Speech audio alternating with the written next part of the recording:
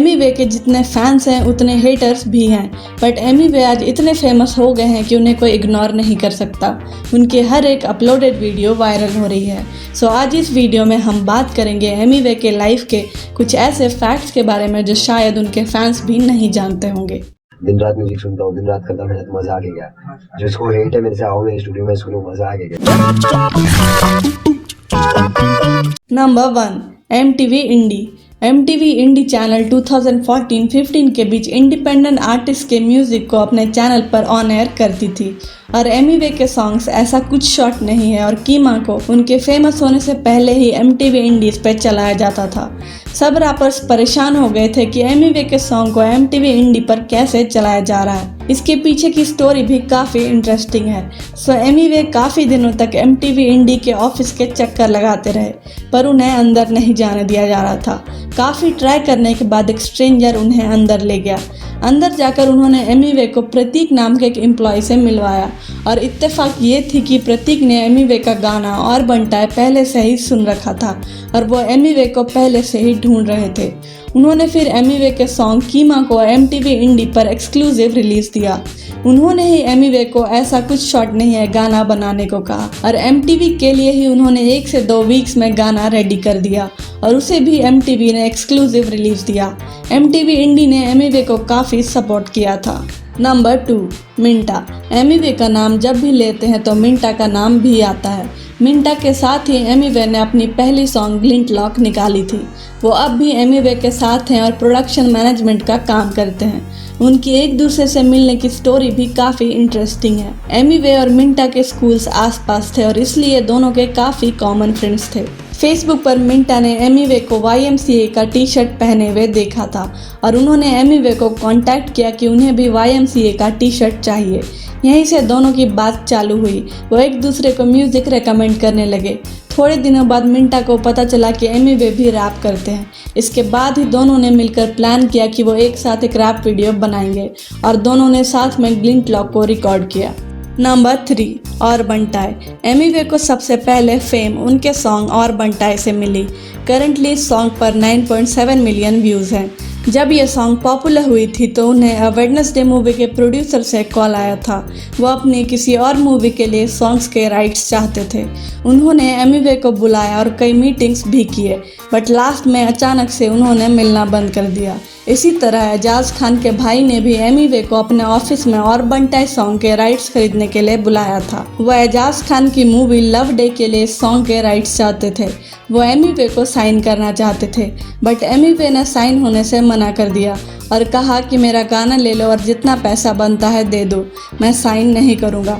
इससे एजाज खान के भाई काफ़ी नाराज़ हो गए और उन्होंने एमी वे को धमकी दी कि तुम्हारे सॉन्ग को चुरा कर मैं एक गाना बनाऊँगा, देख लेना। एजाज खान ने एक अवार्ड शो में एक गाना भी गाया था और बोले बम बम की जगह 1 नंबर लगा दिया था ताकि लोगों को लगे कि ये गाना उन्होंने बनाया है। नाश्ता पानी घर गया है, चाय में चीनी कम, कोई मारे दम तो कोई चिलम, सब पुकारे एक ही नाम, 1 नंबर। नंबर 4, तमिल। एमी वे का जन्म बैंगलोर कर्नाटका में हुआ, बट जब वो छोटे थे तब उनकी फैमिली मुंबई शिफ्ट हो गई। उनके डैड मुस्लिम हैं और उनकी मॉम हिंदू हैं। एमी वे न सिर्फ हिंदी में रैप करते हैं बल्कि वो तमिल में भी रैप करते हैं। उनको तमिल लैंग्वेज इसलिए आती है क्योंकि उनकी मॉम भी एक तमिलियन है। उन्होंने अपने कई सारे सॉन्ग्स जैसे कि धुआं धुआं, फ्री वर्स 2021, फ्री वर्स 2014 और 4 स्क्वायर में तमिल रैप को इंक्लूड किया है। एमी वे के एक छोटे भाई भी हैं और वो गेमिंग करते हैं। Number 5, music training. एमी वे ने म्यूज़िक की कोई फॉर्मल ट्रेनिंग नहीं ली है।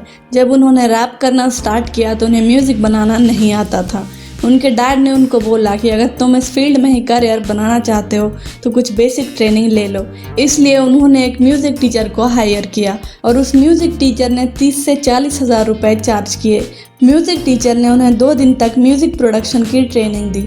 उस वक्त तक एमी वे ने उनको सिर्फ हाफ पेमेंट की थी, पर जैसे ही एमी वे ने उन्हें फुल पेमेंट की, म्यूज़िक टीचर उनका पैसा लेकर भाग गए। 2 दिन में म्यूज़िक टीचर ने उन्हें बस सॉफ्टवेयर खोलना और बंद करना सिखाया था।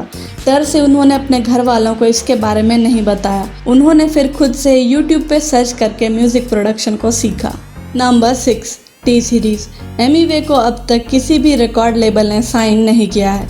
वो एक इंडिपेंडेंट आर्टिस्ट हैं। उन्हें उनके करियर के स्टार्टिंग में 2 से 3 रिकॉर्ड लेबल्स ने अप्रोच किया था, पर कुछ बात नहीं बनी। इसके बाद वो खुद टी सीरीज़ के ऑफिस गए थे, बट टी सीरीज़ ने उन्हें मना कर दिया था क्योंकि टी सीरीज़ ने पहले से ही हनी सिंह को साइन करके रखा था। इसके बाद जब एमिवे की सॉन्ग समझ में आया क्या हिट हुई तो कई कमर्शियल लेबल्स ने उन्हें अप्रोच किया, बट इस बार एमिवे ने खुद ही मना कर दिया। वो लोगों को दिखाना चाहते थे कि आप इंडिपेंडेंटली भी ग्रो कर सकते हैं। Number 7, international recognition. एमिवे ने कनेडियन रैपर डैक्स के साथ आई बीन दैट सॉन्ग में कोलैब किया है। एमिवे ने Australian singer and songwriter Selina Sharma के साथ लीन ऑन सॉन्ग में भी कोलैब किया है।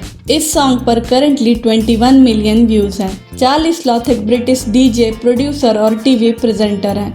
उनके free style brand fire in the booth को हिप हॉप सीन में न्यू कमर्स के लिए काफी प्रेस्टिजियस माना जाता है। वो BBC लंदन में एज अ रेडियो डीजे भी काम करते हैं और उन्होंने एमिवे के रैप #सड़क को शाउट आउट दिया था।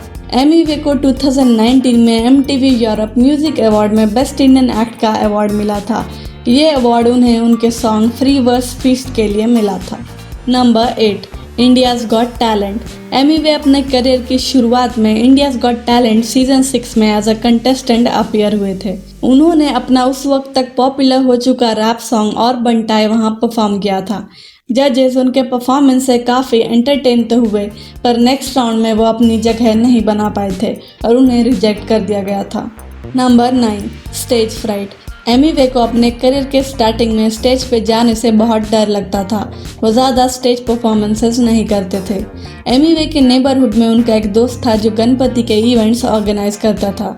एक दिन उसने अचानक से एमिवे को कॉल किया और स्टेज पे रैप करने को कहा। एमिवे ने उसे मना कर दिया और कहा कि नहीं, मैं स्टेज पे जाने से डरता हूँ।